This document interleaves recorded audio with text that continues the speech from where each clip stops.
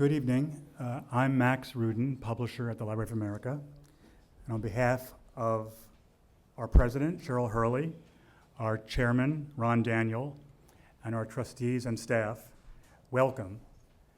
And warm thanks to our hosts this evening, Kathy and Al Gordon, for making tonight's event possible.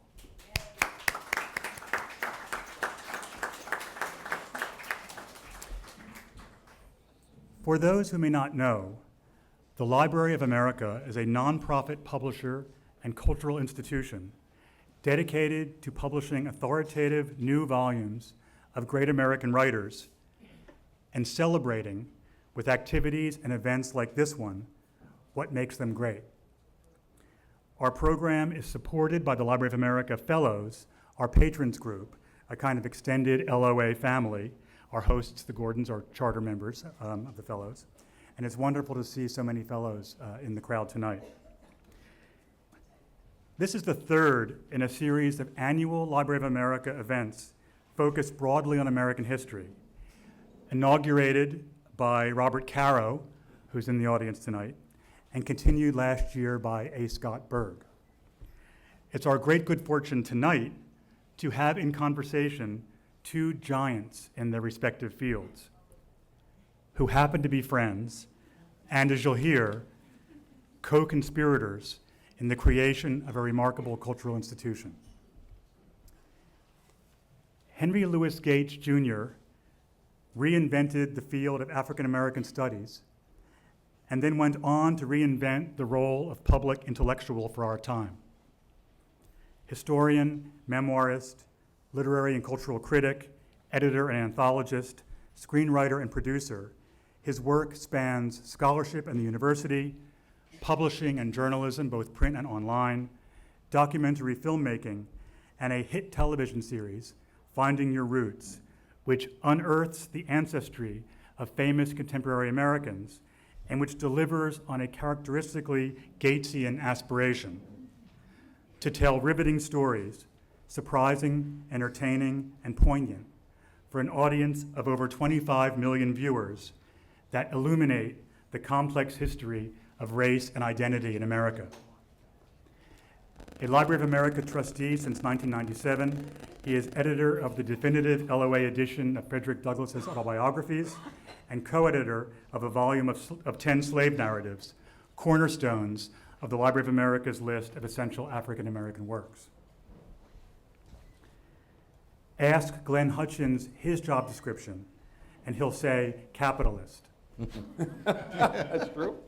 He is co-founder of the private equity firm Silver Lake, the world leader in technology investment, chairman of SunGard Data Systems, and a director of AT&T, NASDAQ, Omex, and the Federal Reserve Bank of New York.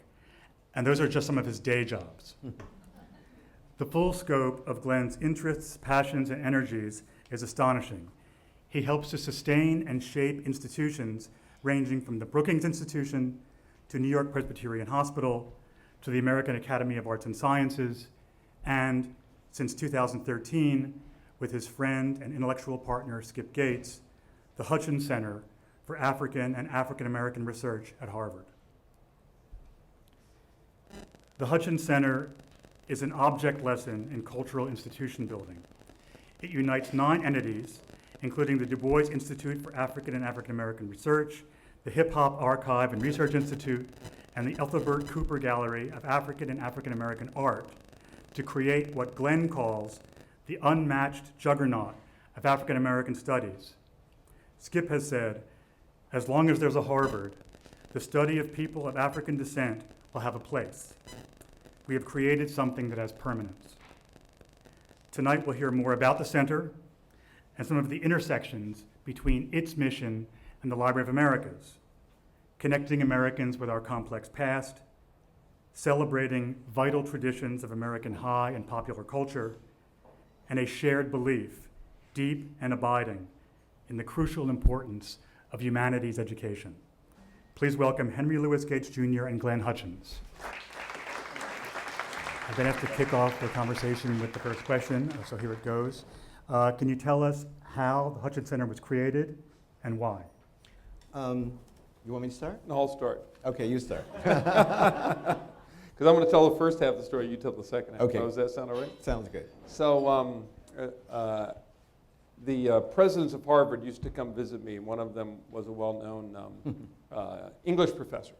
And they would come say, I need you to give me a lot of money. And I would say I'm very illiquid, and they would think that's an unsurmountable barrier, and they'd go away. And then Larry Summers became president, and he didn't quite take that line. And so he said, look, I have to prove I can raise some money. I'm just a new president of Harvard. Would you give me a certain amount of money? My 25th reunion was coming up. I said, sure, I'll give you a gift. We'll figure out later what it's going to be used for. That summer, I was on Martha's Vineyard. My dear friend here, Jeremy Henderson, board member of the center, and introduced me to the Vineyard 30-some years ago. Thank you, Jeremy. It's where Skip and I first met each other, too. And Skip used to have still has a event at the old Whaling Church on the Vineyard that was delved deeply into really interesting issues of African American study. I went to the church, was running late, had gone to the beach, didn't have time to go shower and change, showed up in my bathing suit and flip-flops. Everybody in the church was dressed like you go to church. I didn't think that's how people should be dressing. I was still consumed with interest in what he did. I rushed up to the front afterwards and said, I'm going to give you my 25th reunion gift to Harvard. And so I looked at him, right? Now, people come up to me all the time. I've been at Harvard 24 years. They'll come up, they'll shake my hand. Sometimes they stop me on the street and they say they're going to send a donation, a contribution, and the $25 check will come in sooner or later, or sometimes $500. So I'm at the old Whaling Church, and there's a line of people, and I look, and this guy had on a T-shirt, shorts, and flip-flops, right? And he said, on my 25th reunion is coming up, and I'm going to earmark my entire donation to your research institute. So I said, oh, well, thank you, and I turned and shook the next person's hand. So went back to Cambridge after Labor Day, and I get this irate phone call from the development office. You see, those of you who are familiar with the Academy know that you cannot just spontaneously approach people who are comfortable. You have to get permission, which never you get. You can't, only the president can talk to Daniel Rhodes. Only the president can talk to Bill Gates. Only the president can talk to Glenn Hutchins. So this irate development person said, how do you know Glenn Hutchins? And I said, I have no idea who Glenn Hutchins is. And he said, well, that's rubbish. And I said, what do you mean? And he said, because I'm holding a check for $1 million that Glenn Hutchins just gave you. So I really didn't know who it was. And so I went back to my office, and I Googled Glenn Hutchins. I go, that big white boy, had that T-shirt on, So I Xeroxed, I printed out his picture from the internet. And I assembled my staff, and I said, if this dude ever shows up here, you find me no matter where I am. And that was the beginning of our friendship. So I didn't pitch him. He just made a donation. So there's a concept I'm an investor, and every once in a while you see something you really want to invest in, and you got to grab it right away. But there's a concept that I was taught in political fundraising, which is hello money versus goodbye money. And the vast majority of people who want to raise money from you want to say, give me the check, goodbye. Mm-hmm. I'm a politician, I'll tell you what you want to hear, but then once you give me my check, I'm going to go say what I have to do to get elected. Or I'm a molecular biologist, and you can't possibly have any input in anything I have to say, so I can do. So just give me your money, and I'll go off and create great things, and you can be happy about that. And what I found with Skip was that he embraced me as a partner, and actually wanted more of my time and more of my input on how we built something together than I actually wanted to begin with, because I didn't have the time for it. Mm. But what we've done together is his I'm not going to get to a minute, but Skip is, I think I've done 3 kinds, maybe 4 kinds of very important things in his career, and I want to talk about each of them tonight. One is creating the field of African American literature, I think. The second is bringing at Harvard a department of people in African American studies that was like Florence and Quattrocento, building the Hutchins Center itself, which is what I've been his partner in doing, and now becoming a public intellectual and taking the learnings from the academy out to a broader group of people and making it approachable and useful to create an understanding in our country. I think all four of those things are very, very important. But in the third piece, what we've done is to take his intellectual capabilities and the people that he's brought to Harvard to pursue a whole variety of different kinds of avenues of inquiry around African and African American experience, and brought them all together into something where I've made the contribution I feel Skip has gotten me to help him build the institution. So he's brought the intellectual property, and I brought the organizational skill set, and we've created something which has got a chance to be important and enduring. Well, I don't understand why anybody would not take advantage of one of the smartest people on the face of the earth, you know, just because they're non-academic. First of all, the man's got 3 Harvard degrees, all right? So even by Harvard standards, he would qualify. Second, he didn't get to be where he is by being stupid, right? I mean, why wouldn't, it just seems so obvious to me. It's a very rare reflex in the academy to accept the donor rather than to marginalize them. It just is. Yeah, but I think that's stupid. And because there are just certain things, you have to begin, if you're an academic, with questions. You have to know what you don't know. And you have to know where you can find those answers, to whom you can turn for those answers. And this is one of the smartest people on the planet, and I turn to him for answers all the time. So that we've created a partnership. And I even put Glenn on the program. You know, I like Glenn to speak and to reflect, and I think it would be good for you to be on the panel on Martha's Vineyard sometime too. But the way to think about this is, in the field, the center we've created has 9 different programs. Yeah, now soon to be 11. We're going to have 9, Right. 10, 11. But, Well, with the and inequality. each of those take a journal we have called Transitions. Mm-hmm. It was the leading journal in its field, and let's say if it was 100 pounds in size, the next thing was 10 pounds. And then there were 8 of those around the institution, or 9. We put those together. We have a 900-pound monster, and the next biggest thing is 10 pounds. Right. I mean, there's nobody in the field that comes anywhere near close because the organizational capability of bringing them all together. That's point 1. Point 2 is, I hope we'll talk about some of these. We're going to talk about some of the things later I think will bring this together. But the power of bringing people from different fields with different interests but common goals together can be combustible and magical. Mm-hmm. And that's what happened in the creation of the United States, which I hope we'll talk about a little bit later on. It's what happened in the creation of the personal computer and the internet. And because you have, by creating the capacity for people to collaborate across disciplinary divides, you create things that are much more bigger than each individual could do. And that's what we're trying to accomplish. Absolutely. I was hired in 1991 to rebuild the Department of African and African American Studies at Harvard. It was called the Department of Afro-American Studies. So tell us that story, because that's an important piece of what you've done. Well, the department was an empty shell. It was down to one professor who was from Germany, a very brilliant man, Werner Zollers, and one student. And the students had taken over a building and demanded that, as students do, or used to do anyway, demanded that the university fix this. And it was the last year of Derek Bok's presidency. So one thing to remember is that people remember the 60s and the tumult on the college campuses as being primarily an anti-war protest. But there are also another half of it which people don't recall, which was the African Americans who were new to many of the Ivy League schools wanting their history and their literature taught as well. And what we didn't know... And that's another piece of it that people forget, and this was an outgrowth of that. Is that a fair description? That, absolutely. And I was part of that group, but we didn't know what it meant to create a real academic department. We just wanted to be black. All we knew was it would be black. We used to tell jokes. We'd have a course on the black uncle and the black aunt, black family reunion. We just didn't know what it meant. All we knew, well, to illustrate what Glenn said, the class of '66 at Yale had 6 black men to graduate. The class that entered with me in 1969 had 96 because of affirmative action. And affirmative action was not a mechanism for non-qualified people to be admitted. It was a way of dismantling historically racist quotas on the number of black people who matriculate at historically white universities. Yale had a quota on Roman Catholics until 1963. And Lord knows it had a quota on Jewish people.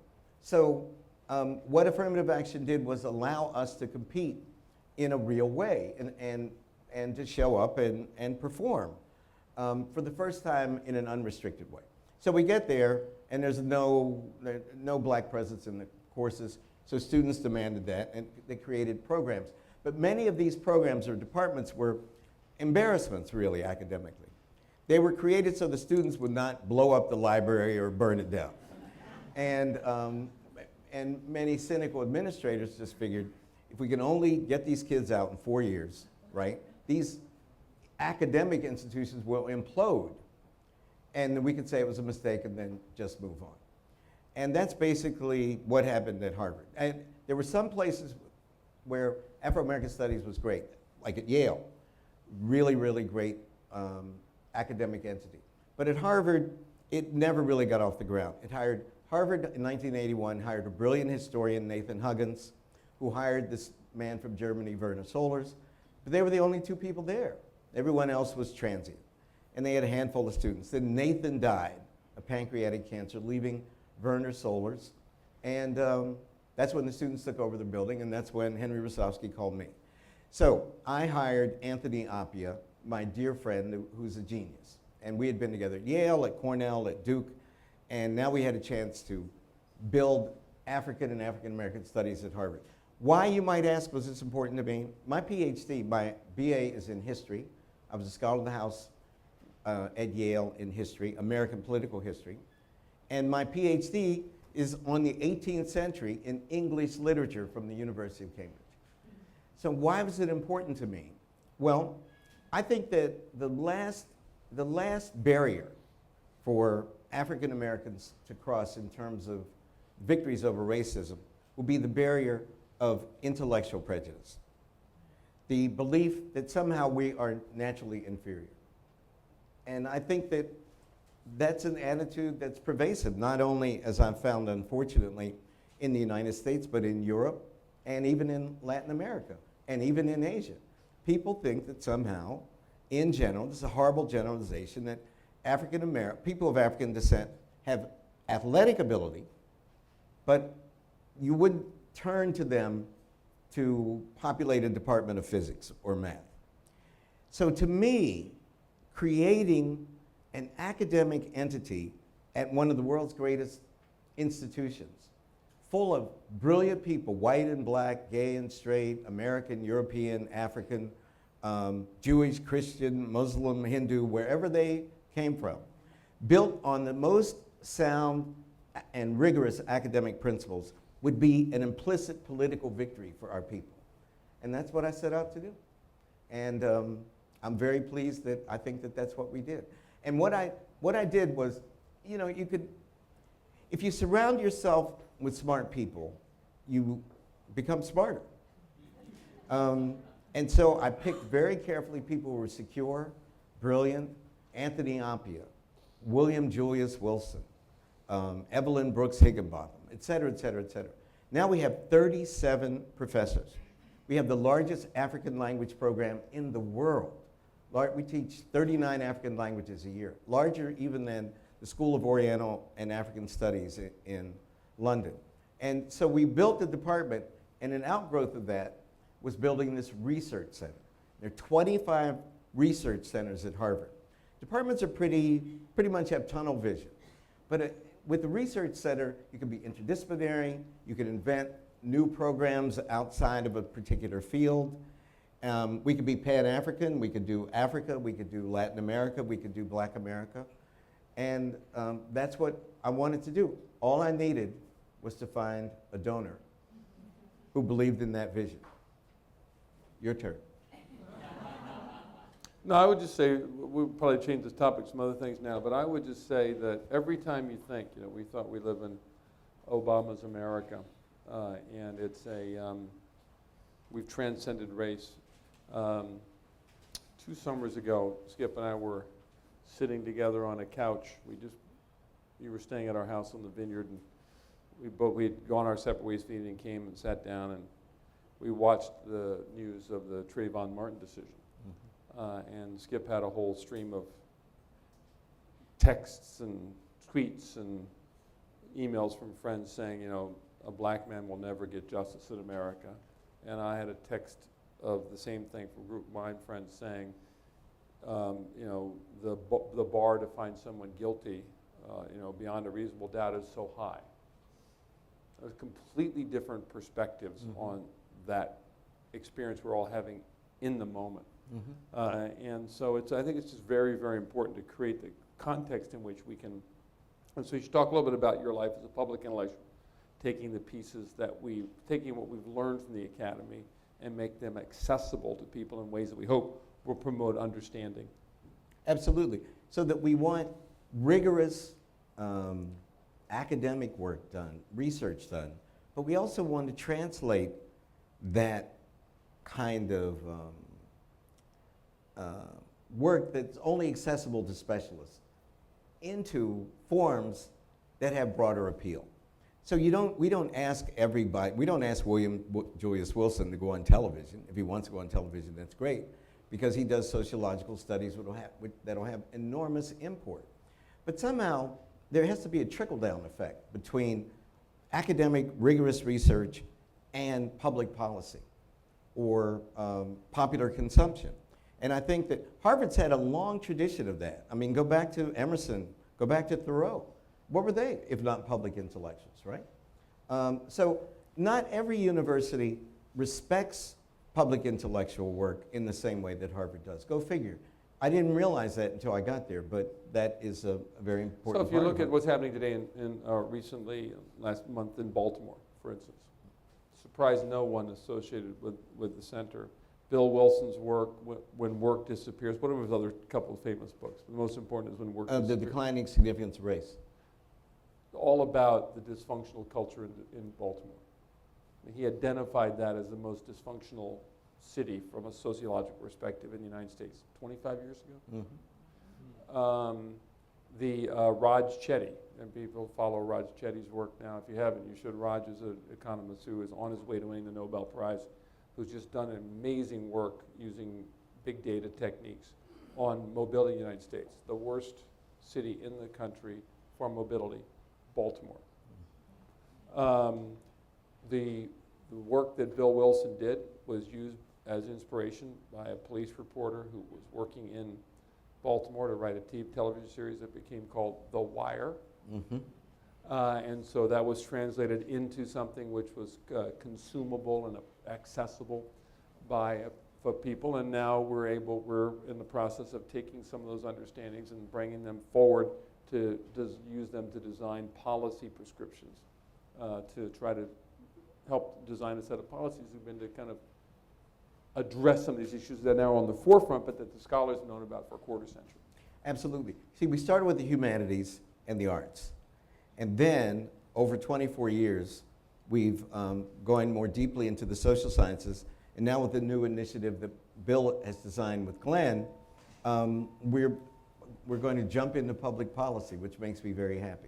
Yeah, I became a member of the board of the Brookings when I went to Harvard in 91, 92, and then the Aspen Institute. So I've been studying how these public policy institutes work and hoping that we could grow into that.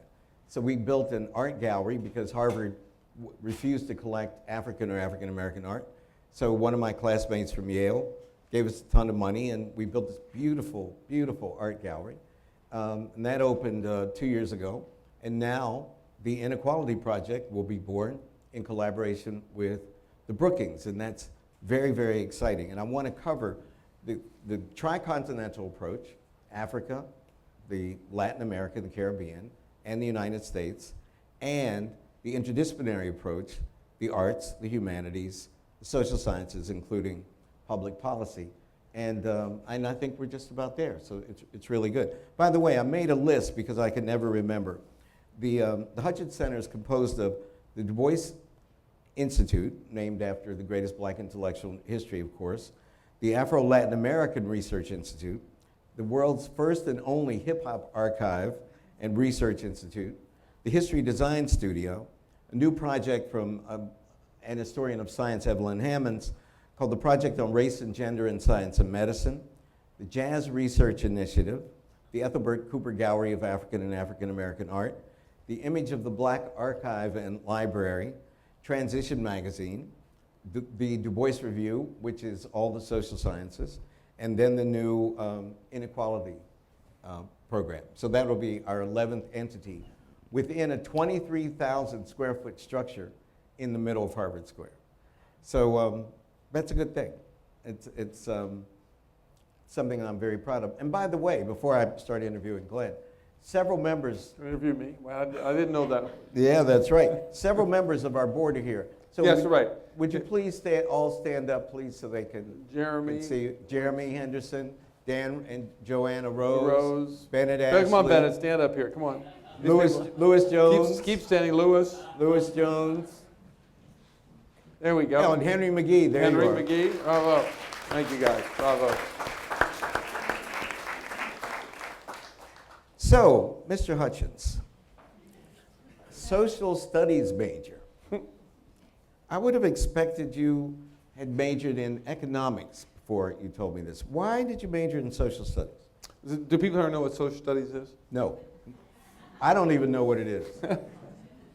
So social studies is a discipline at Harvard that combines, so it's equivalent to PP&E at English universities, but it's sort of an intellectual boot camp. So there are only, I think, identified two others of us over the years who took this course at Harvard who've actually gone into business. Most people are in academics. But there were, I would say, three reasons why I did it. One is that it was the hardest thing you could do in the social sciences, so why not? Right? Why not prove yourself against the hardest challenge that the university had to offer? You had to, once all these people apply to Harvard, and then they get in, and then they coast, but you had to apply again to this. And only about 10% of us got into this course. But you got to read the great philosophers.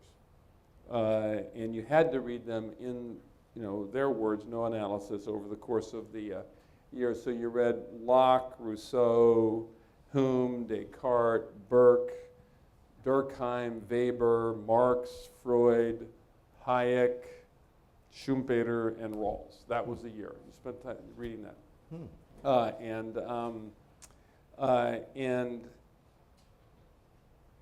now, why was that important? I think it was really interesting to begin with, the intellectual history of the world in which we live.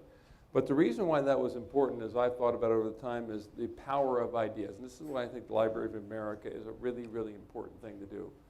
Because I spent today, for complicated reasons, I had lunch at Mount Vernon, the home of George Washington. We were talking about George Washington and the founding fathers over lunch. And what I was reminded was many of those philosophers whose names I just recited were philosophers of the Enlightenment.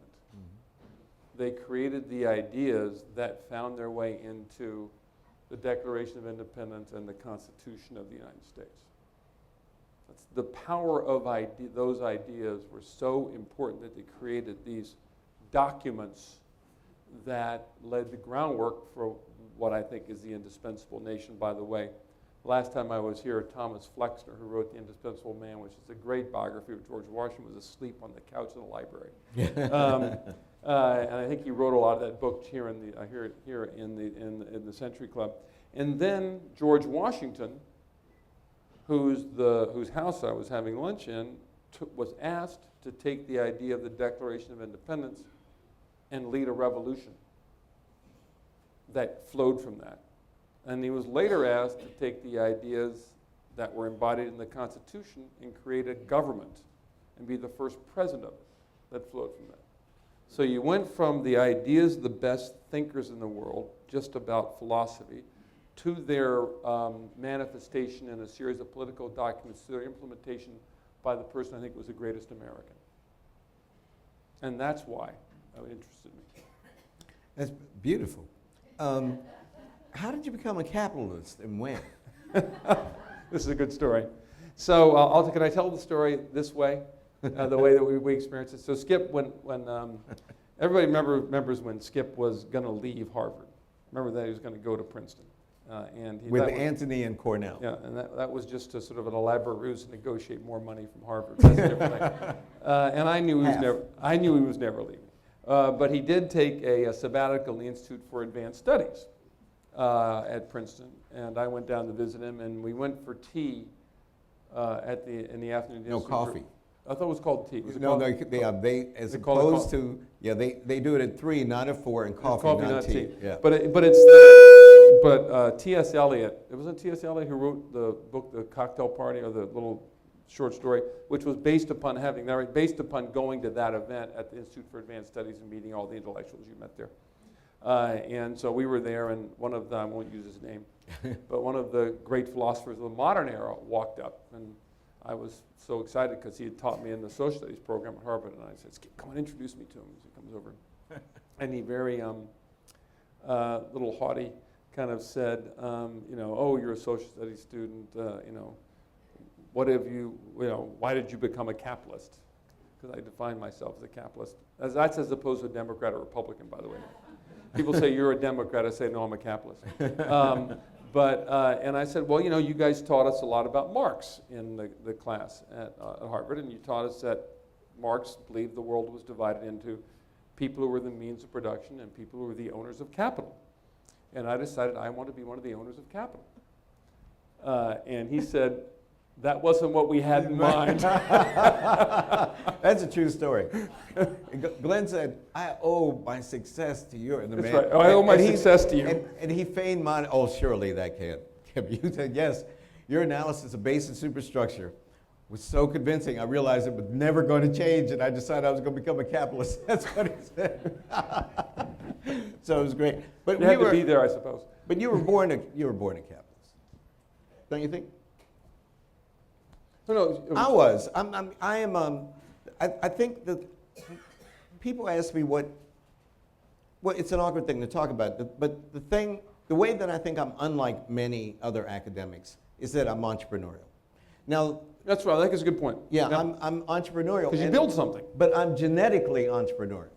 But I think people, the transit I made from the philosophers to the actor is something people miss. So let me give you another example of this, which is Skip very kindly nominated me, and for reasons that are beyond my comprehension, I was elected a fellow of the American Academy of Arts and Sciences.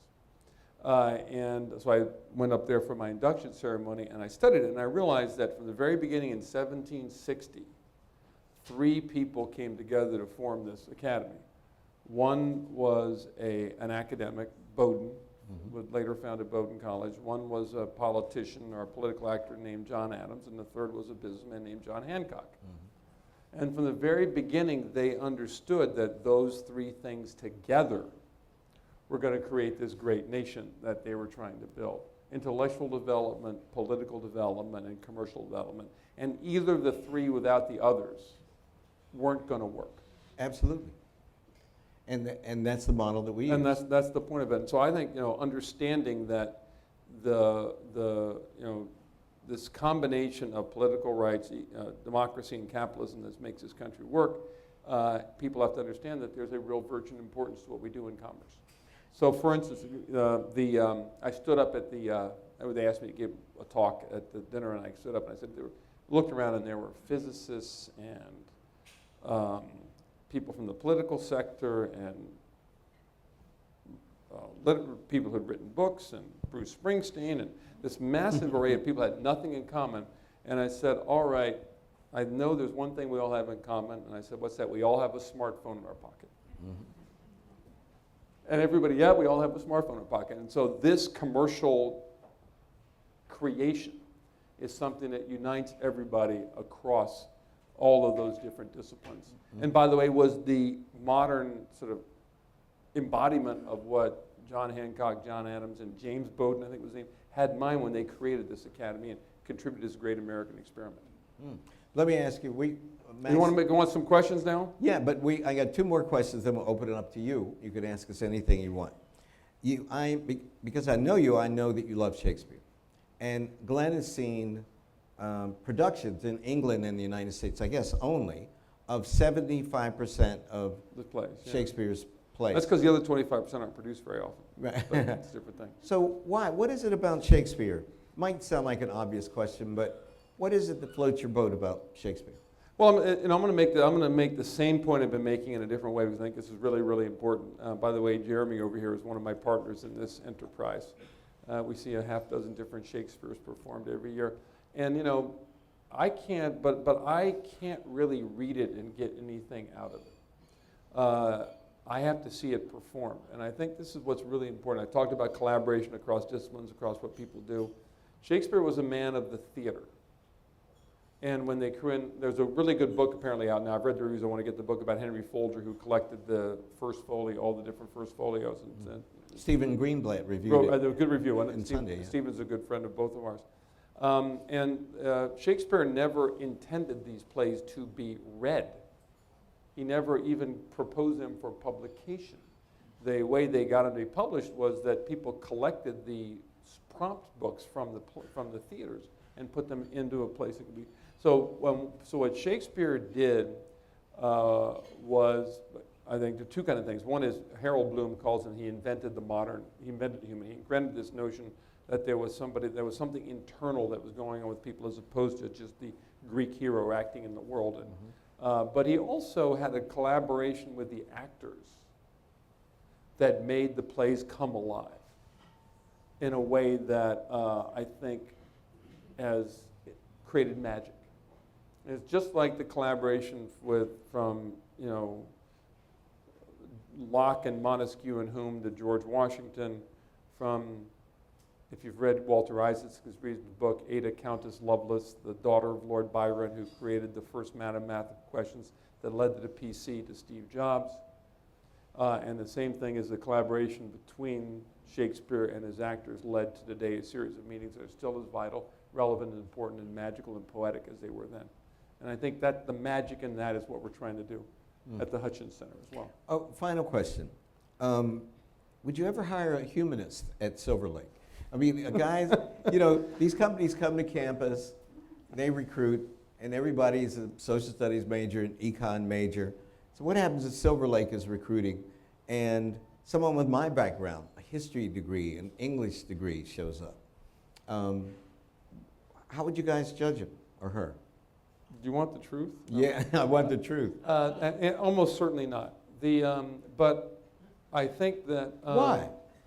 Well, because... let me answer this question a different way, which is I think that people, we're in... there's a whole bunch of things we can talk about this, but we're in a part of our economy which is fundamentally changing. We're at the last stages of the industrial era and the very early stages of the information era, and the world is fundamentally changing. But and there are a whole bunch of manifestations of that. The biggest hotel company doesn't own hotels. That's called Airbnb. The biggest taxi company doesn't own any taxis. That's called Uber. I mean, it's a very different kind of world we live in today. But the one example, so people think that it used to be that you had to learn Greek and Latin to get a good education. Mm-hmm. My father-in-law, Chinese, he had to learn Mandarin to be a classical scholar. He's a Chinese scholar. Newton invented calculus as a language to be able to practice physics. Today, if you don't study the equivalent language, the languages of statistics and computer sciences, you don't have the language to function in this world, in my view. Mm-hmm. And so you have to be both numerate and literate, right? And there are many more people who are numerate who read than there are people who are literate who can compute. Mm-hmm. And it is very so my view is you have to have both. But shouldn't a well-educated woman or a well-educated man in the 21st century have this form of Absolutely. literacy? So if someone comes to me with an English degree or a history degree, that's fine, but they also need to know about computer science and statistics and some degree of math to be able to operate in the world in which we live today. I think that's fair enough. And so that's why I say it that way, and that's why I say to all the kids. But it's really important. So if you think about this for a minute, Steve Jobs studied calligraphy in college. Steve Jobs never wrote a line of code, but he created some of the most beautiful and important products all of us use every day. I've got 3 of them: the watch, the iPhone, and the iPad. Ada Countess Lovelace. Everybody know who Ada Countess Lovelace was? Anybody here know who she is? You know, someone who it's really interesting. You should read Steve Walter Isaacson's latest book. She was the daughter of Lord Byron, 1830s. She was steeped by her mother in mathematics almost as a punishment to prevent her from being like her Lothario kind of unreliable father who went off to war. So she became one of the greatest mathematicians of her day, but because she had her father's imaginative skills, which couldn't be driven out of her by her mother, restrained from her father, she had the ability to look at Babbage's calculating machine and imagine a computer. And she created a set of mathematical problems, theoretical problems that were later solved by Alan Turing that later became the computer. So without the intersection of the math and the humanities, that would never have happened. Right? So you need both, but you can't defend one without, you can't say, oh, you don't like the humanities, therefore you're a bad person because you don't like literature and history and all that kind of stuff. No, you have to understand that the two of them are intersecting in very valuable ways, have for a couple hundred years now, but now we're in an inflection point where if you don't have the ability to speak the language, you can't do the work. But that's why general education programs are good. So that wide distribution requirements are good. So that you don't go and just take a course. That's course, that's right.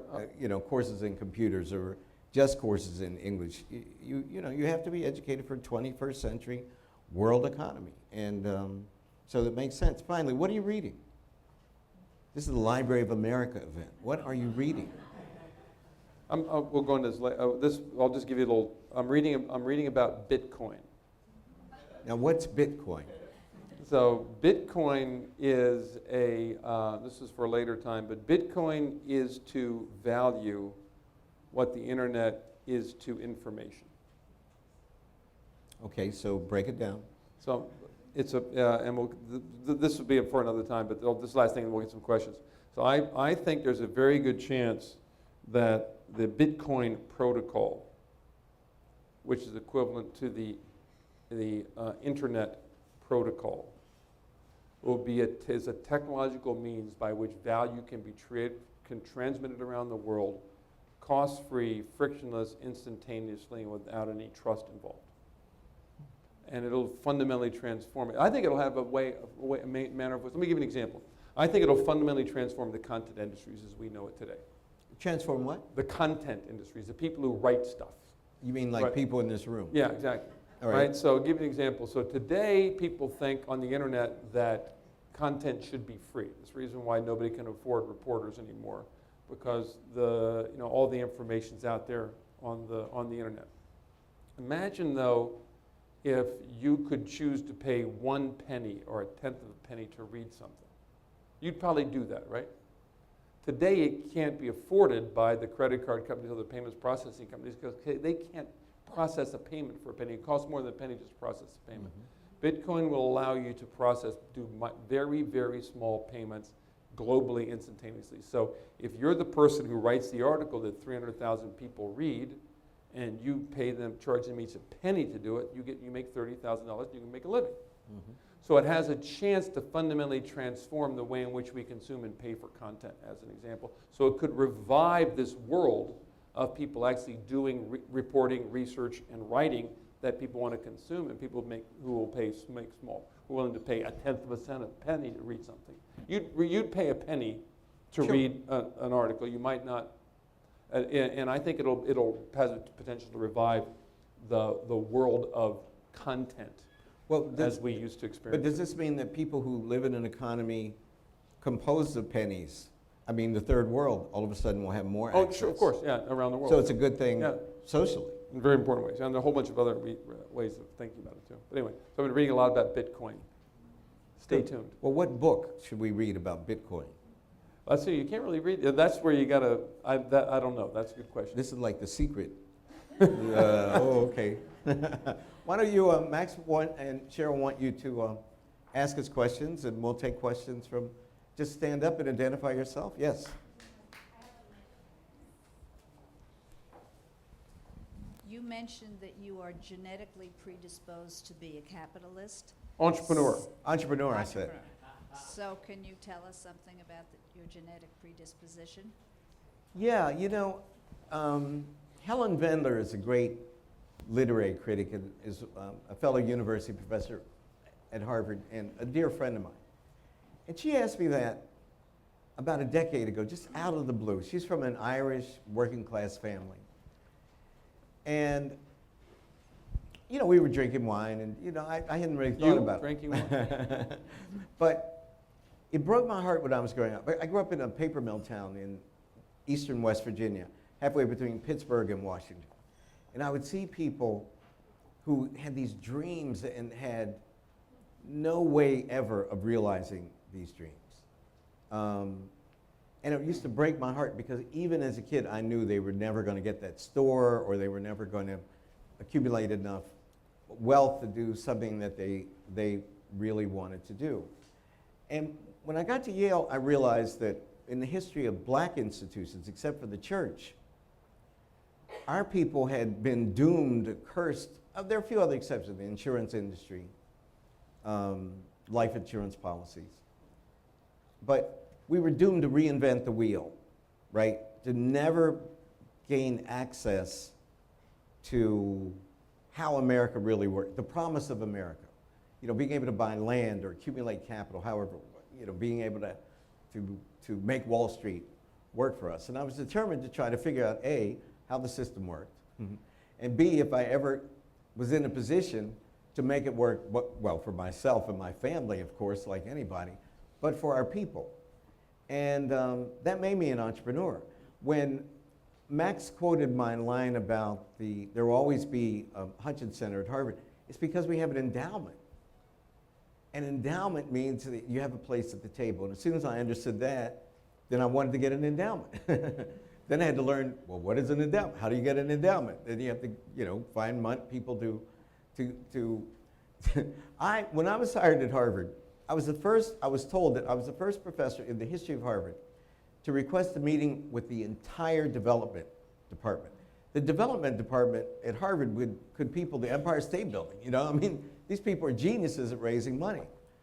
And no one had asked them to convene. So they were in this big auditorium, and it was I'd just been there for a month or two, and I gave them a vision. Remember, there was nobody there but this German guy, Anthony Appia, and me. That was it.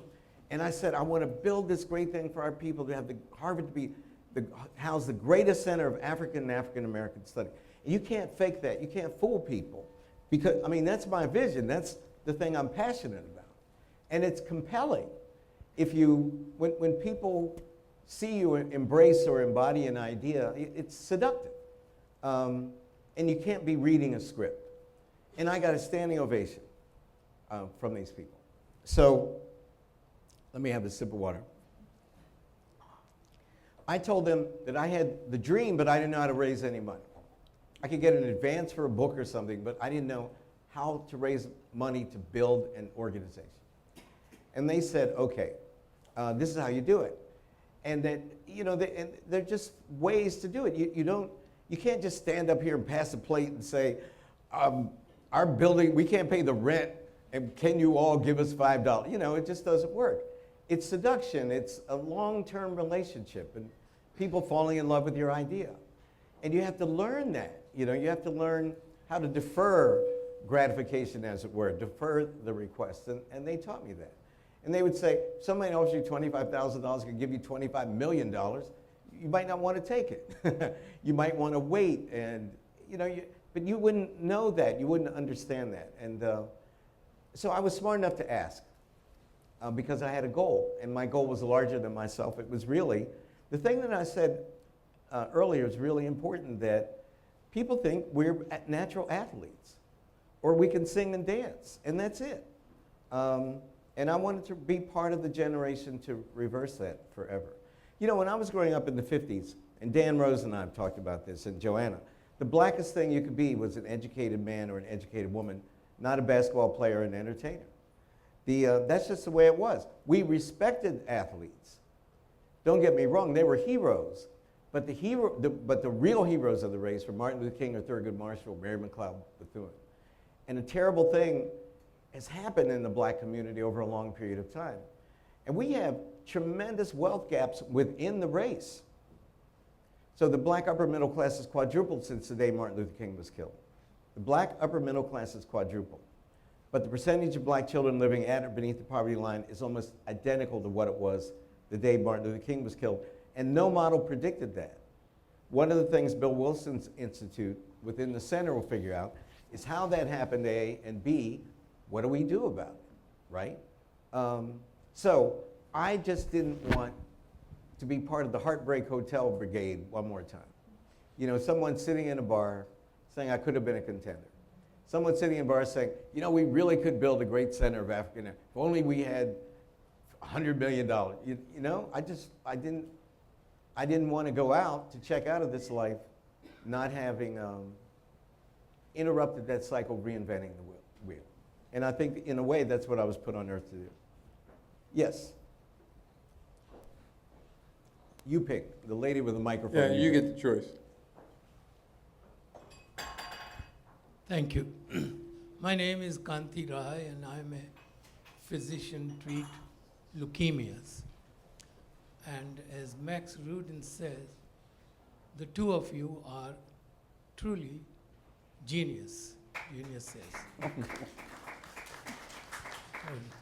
I come from India, and my pride is that India contributed Mahatma Gandhi. Mhm. And listening to you, I was intrigued as to how much agreement you have between the two of you. It is quite reassuring and even surprising. My question is very simple, and that is, what do the two of you think today? We're coming from a country with the background of Justice Clarence Thomas and Martin Luther King. What do the two of you think today of affirmative action? Okay. Glenn, why don't you start? No, you go ahead. No, you No, because start. we've had this discussion, so you start. Okay, I'll start. The affirmative action for me was how I defined it earlier. I never would have gotten into Yale without affirmative action. Not because I wasn't qualified. I've always tested well. I didn't know that black people didn't test well on objective tests till I went to Yale, and I was told that, right? So I never had any stereotype threat or anything. I just took these tests, and I always did well on objective tests. But there was this quota on the number of black kids that could go to Yale, as I said earlier. And to be one of those 6 black boys, young men who graduated from Yale in '66, you had to be well connected, either to know a powerful white person or to be the son, remember Yale was all male at that time, of a very wealthy black person. And my father worked 2 jobs for 37 years. He worked in the paper mill in the daytime, and he was a janitor in the evening. So I never would have been allowed even to apply to Yale. You couldn't just show up. You know, you had to go through the social filters to be able to go to the Ivy League. So for me, no one in America has benefited more from affirmative action because I was part of that first wave when affirmative action was defined as dismantling these racist quotas. So I would be a hypocrite, as big as far as I'm concerned, as Clarence Thomas, if I didn't support affirmative action. Now, that said, my daughters were born in Yale New Haven Hospital when I was a little baby professor, a lecturer there, just trying to make it up the tenured ladder. Maggie, my older daughter, started private school when she was 2. She started at a Montessori school. They basically went to private schools their whole life. I don't understand why they would need affirmative action in the same way as someone with an inner city public school background would need it. I think they should be able to stand on their own 2 feet in terms of admission. So affirmative action, Lonnie Guinier, my colleague in the law school, is fond of saying, was a class escalator when she went to Harvard, I went to Radcliffe, I went to Yale. When we were admitted to these historically white schools, And it's lost its class escalator function. Now my children benefit from affirmative action, so it's a way of passing along our class privilege, our class status. And that makes me a little bit uncomfortable because I said that the black upper middle class is quadrupled, but that's not big enough. And I want to see affirmative action used for economic democracy more than it's currently used today. What do you That's right. I mean, that's it. It should be about economics, not race, in my view. And but if you look at the statistics, it'll still be a lot about race if it's about economics. But it should be, I think the way you maintain its social and political legitimacy is focusing on economics. Skip's children's, Michael Jordan, pick your favorite successful African American in business, politics, sports, whatever it might be. Their children do not need any more advantages than they have. But there are large numbers of people who still do. That's kind of, I think, big point number one. But so I think it should be turned to be more about economics. But secondly, we're past the point where the biggest issues that are posed by the inequality problem in our country, by issues you see in places like Baltimore, can't be addressed by whether or not those kids can get into Harvard or Yale. Right? There are a very different set of issues that touch on education, but are less about access to the elite universities and more about addressing the problems that in the communities in which folks live that prevent them from even beginning to be a candidate for those kinds of opportunities, regardless of their skill set. Yeah, or people, 70% of all black children, and Dan Rose and his wife Joanna started an after-school program called the Harlem Educational Activities Fund. Very important. And it's very, very important, and and if you know Dan, he just dragged me into this, and I've learned a lot thinking about that. But 70% of all black children are born out of wedlock. And if you're in the upper middle class, you're going to be in the upper middle class, right? So how many African American undergraduates at Harvard have 4 African American grandparents? Yeah, well, that's the 70%. The last time I checked, which was 2 years ago, I think, 2 or 3 years ago, 70% of the black kids at Harvard did not have 4 African American parents, meaning they were primarily the children of Nigerian, of recent African immigrants, disproportionately Nigerian because Nigeria is so big, or mixed race. Like Barack Obama. Yeah, or like Barack Obama. But Africans, we have more Africans than second generation Africans. The number of Africans who migrated to this country willingly between 1990 and 2000 was greater than all the Africans who came in the slave trade. That's true. And many of their children are in my class. That's the way it is. So that's unheard of. From when Errol McDonald and I were students, or Henry McGee, the idea that you'd think we'd have more Africans than African Americans, please, nobody would, you would bust it out laughing. But that's the way it is now. And you know why? Because as quiet as it's kept, what are there, 1,600 kids are admitted into Harvard. The same is true of what I'm about to say about Yale. The average person thinks that all the applicants who apply to Harvard or Yale are like the runners in the New York or Boston Marathon. And there's a finish line and everyone gets a number. That is not the way it is. The crew coach gets so many admits, the basketball coach gets so many admits, there's so many kids from West Virginia, there's so many black kids, there's so many whatever. They break down the class into these little cubby holes. And you're only competing against your cohort. So the black kids, in effect, are only competing against each other. But that's true of the kids from West Virginia, or, I'm making this up because I don't know, but metaphorically it's true of the kids from West Virginia. It's certainly true of the kids on the crew team or the basketball team. The kids who are admitted, the coach has automatic admits. I didn't even know this till the nephew of a good friend of mine was admitted, early admission to Yale crew, and this friend of mine who was on the board of the Hutchins Center called me and said Danny, his nephew, was just told by the coach that he was admitted. And I said, well, that can't be, because the early admissions, you know, this won't be decided until months later. And I called a friend of mine in the admissions office. He goes, yeah, he was admitted. That's the way it is, because the coach has so many of these admits. Well, there are all these little subcategories. It's fascinating. And it works. It produces a great class of kids. But all these kids are not competing against each other. It doesn't work that way. But that has, Raises the question that I have. So affirmative action. Okay, we just said. Wait a minute, dear. There's a lady before you, then you're next. and then that'll be the last one, okay. I'd like to hear from both of you your ideas about this gap in terms of college being affordable to the vast majority of kids in this country. The rising tuition that is not being attended to.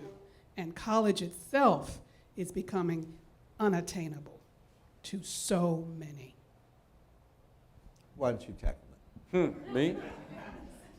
Well, I say that's a really big, important question that's got too many facets for us to tackle comprehensively. Just give you a couple of random thoughts about it. One is that education is the last industry that has been impervious to technological change. I mean, you go to these graduations, they're still dressing like they did in the 15th century.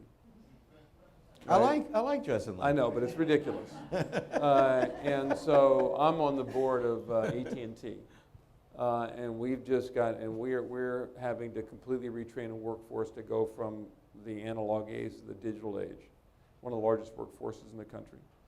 And we have had to create our own educational programs in order to effect that. One of the things that we have done is to work with Georgia Tech University, and this required an intervention at the level of the governor in Georgia because the university didn't want to do it, to create an online master's degree in computer science, which is identical in all respects to the one you get to go to the classroom, that costs $6,500 versus $44,000 Wow. to get. It can be done. But there are a huge amount of vested interest and established legacy costs in the university generally that makes that a very hard thing to break through. But this is an industry that needs to be disrupted fundamentally if this problem that you're talking about is going to be addressed. That's kind of point number one. But go ahead. No, I was on the visiting committee. It's called for Kaplan University when it was in, it was being criticized for getting all these kids into debt, et cetera, et cetera. And a friend of mine is a principal owner of Kaplan University. So I volunteered to form a committee, and we went in completely unrestricted. And I think these online universities, there have been many abuses, but the idea is an excellent idea in terms of addressing the cost issue that you raised. It's the same thing that you said. But there's another piece of this, which is that there is the university, the Obama administration, I think, has done a very good job of pushing this. Big universities, I think, are mistakenly resisting it, which is to give information to the people who are buying the educations what it's worth. What do you mean? People know more about what they spend, what they're getting from Consumer Reports when they buy a refrigerator than they do when they're buying a $200,000 education. I used to say that, when was the last time you bought something for $250,000 for which there was no service department and no user manual? Right? It's ridiculous, right? And this goes back to the point I made earlier. You should know that if you go to a very high-cost private university, one of the small ones, I forget the name of, what's the most expensive university in the country in the Midwest, and you get a degree in English, and you don't take a single class in anything that any employer cares about, you will have a very hard time paying back your student loans. You should just know that. You can make the choice to do that if you want, but you should know that the average income of this is going to cost you $200,000. The average income of the person who comes out here is $20,000, and you will be 65 years old before you pay off your student loans. You should know that. And I think, and the big universities are resisting people understanding that because they're having this argument about, I think really because they've got all these professors and other legacy costs that are resisting change. But I mean, people with tenure. but what they're saying is it's because there's some generalized value to a liberal arts education that can't be quantified. I just think that's wrong. Yeah, but what worries me, Glenn, is that among our people, right? Africa, America, 42 million African Americans, which I believe would make us the 32nd or the 33rd largest country in the world. So you have to think of it like it's a country, a nation within a nation. And we have such a small percentage of the 42 million who are even worried about the good question that you asked, because they're in the, you know, what do they call it? They're going to end up in prison, right? Or unemployed, or having a baby out of wedlock or something. I'm just trying to figure out how we could, look, the causes of poverty are structural and behavioral. So that the structural problems are... This is my third point. This is really important. Keep But it's going. true. The structural problems... Just because my point, you have to point Okay. out was going to be true too. Okay. All right. You can. No, go ahead. you can- Excuse me. But the structural problems, you know, the legacies of slavery, Jim Crow racism, et cetera, William Julius Wilson's eloquent about the disappearance of the class escalator was industry in the cities, right? And that industry disappeared. So that you had all these black people who migrated from the South and joined the working class to the middle class. Then they would buy a house. Then they had 2 cars, and they'd send their kid to college. And they worked for Henry Ford. All that's toast. That stopped. A few people can get those kind of jobs. But that kind of, that motor, economic motor, is gone. And we haven't figured out how to replace it. Then, okay, so that's the structural part. The behavioral part is a part that I think it's important if you're black to stand up within the black community and talk about, which is you don't have to get pregnant when you're in high school, right? You have to go to school. You got to learn your math tables. You know, you have to believe in deferred gratification. There's, Dan calls it the human capital factor. I think our Sunday schools should be Black history schools or computer schools, or, you know, it's my fantasy of Hebrew schools, right? Which somehow you teach people the tradition, but you give them math skills and computer skills. You make them believe in themselves. Make them believe that an education is possible and a better life is possible than the cycle so many of the people that we're seeing on TV in Baltimore and Ferguson, et cetera, are trapped into. And I don't know how we do that. Yeah, so I think that's the third point is that we tend to think about, you know, college education. And one of the things that Skip has a colleague named Larry Bobo, who's one of the most gifted, Really? brilliant. And he's done a lot of work on, you know, what's the statistic about African Americans' experience with prison versus experience with college? Oh yeah, far more with prison than with college. And so we talk about the college experience, but we don't talk about the prison to work population. And give you an example. If you are an unemployed person in America, you are required to receive unemployment insurance, you're required to look for work. But if you're not qualified for the work where the jobs are available, there aren't the training resources to train you to do that. So why do we have a look for work requirement rather than a training requirement for people who are unemployed? And why don't we have the training resources available to them? And you'd solve a much bigger set of problems and a much more important set of issues if we focus a lot of our resources on those sort of questions rather than worrying about the people who actually are in the situation where they got the opportunity to go to college. Yeah, but do you see And that's anybody? another, I think, very important thing that we need to focus on. But do you see anybody on the political scene who's No, no, pushing that simple idea, which could have such enormous implications? No, not. But Why doesn't somebody underwrite programs like that? I mean, what you guys are doing is fabulous, and maybe in the next 30 years you can replace Glenn's old white dead men canon with a nice person of color men and women canon of literature and whatever. But in the meantime, these kids are dying, they're not going to school, they're going to prison. This is what the Inequality Project is about. We're trying to translate the ideas from the academy And- into public policy. And the Harlem Educational Activity Fund. Exactly, that's It's exactly what what's they're going on. about. Look, Teeny tiny things. There's No, We no, have but- Shahara's waiting patiently for her next question. but- She was being polite. Last question, come here. yeah, but I just want to say something Yeah, to, go ahead. this person, which is, yeah, there's small programs, but if we could figure out, I think there should be the equivalent, Glenn, of an educational FDA. And it would look at Heath and look at Steve Jobs' Laureen Powell's college track. And, you know, there are 1,001 of these programs, maybe 10,000. You know, I have a very good friend who's on the board of the Hutchins Center, who's, there's a program that if all the kids learn squash, their grades go up. It's the Hawthorne effect. You can teach them anything. I mean, and then the grades will go up for a while. But I would like to see an objective analysis of all these after-school programs so that we could bottle it and sell it if the thing is actually working. Certainly Jeffrey So, Canada's last question here, and then we're All gonna, right. I think, have to go to, got to go to eat. Yeah, I really want to go back to affirmative action. Because Okay. This is something that I think if this we... is one of our members of our board here. That's right. If we allow ourselves to be distracted, it could be a little bit disingenuous. So yes, we should focus on economics.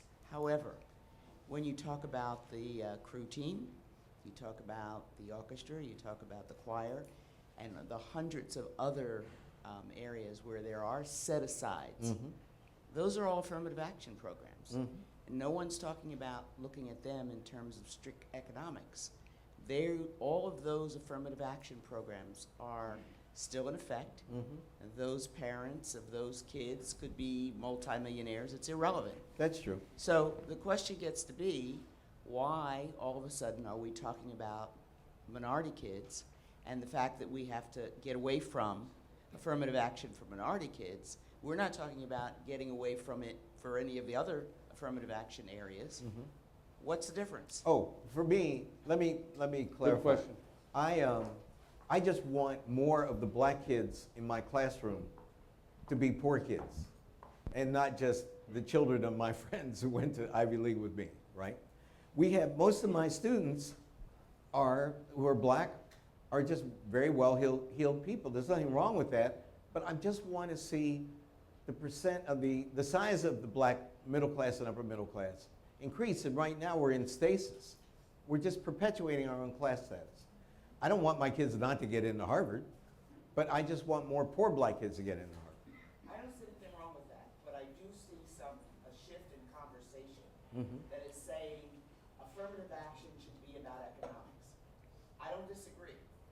However, I think that might be a cover for there should be less minority kids in and more kids economically across the board, regardless of what color they are. So what I'm saying is I don't want to see a diminishment. Oh, me either. I want to see a lessening of African American kids moving through the system, because there's not a lessening of any of the other kids in all the other affirmative action areas moving through the system.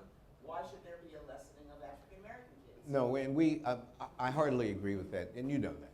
I want as many black middle class kids and more poor black kids. I'm with you on that. I'm Right. just saying I don't want to see the conversation change so that the concept and there's a shift. Right. Cultural, We agree with that. You agree with that? intellectual Oh. shift. Three out of three. The conversation starts, shifts. So, That's all I'm saying. Before we three out of close, three doctors agree. we all agree. Before we close, you're going to close. I just want to thank the Library of America.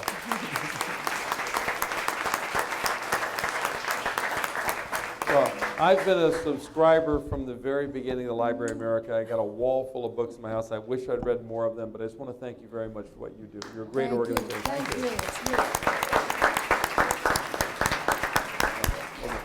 Thank you, Glenn, and thank you, Skip, for an incredibly illuminating and riveting conversation, and to really let us into your thinking about these far-reaching issues, which, of course, they are part of the academy, but they are much larger than that. They deal with our entire society, so we are greatly indebted to you. It was really a privilege. We're very grateful. We're also grateful to Kathy and Al Gordon for hosting this evening. and for their commitment to the Library of America, and thanks to all the board members of the Hutchins Center and to the trustees and fellows of the Library of America for being here this evening. This is our final spring event for the Fellows season, and if you like this evening's program, we hope you will be inspired to want to become a Fellow, which is our patrons group. One of the benefits of being a Fellow is the opportunity to attend evenings like this one and to hear distinguished speakers of the highest rank talk about topics not only history and literature, but as tonight, very, very far-reaching. You also get free books, and you also get to meet others who share your interests, broad interests in history, education, and reading. The Fellows support the mission of the Library of America, which, as you heard earlier, is to publish the nation's best writing in authoritative editions and to keep those editions, which are now nearly 300 in number, permanently in print. But the Library of America just doesn't publish the acknowledged classics. That is, we want to broaden, we want to help define what constitutes our literary heritage. So we publish sermons and speeches and journalism and crime fiction and science fiction and sports writing. There are many, many genres because it's a many, many multi-layered literature that we have. And with their support then, fellows make it possible for the Library of America to continue to collaborate with institutions like the Hutchins Center and to continue to publish the wonderful books and to help to foster appreciation. That is more than publishing, to help foster appreciation for American writing. So this evening, there'll be more of the same, maybe not quite so spectacular, but they're all fun, and we hope you will join us. And again, thanks to Glenn and to Skip for this wonderful evening.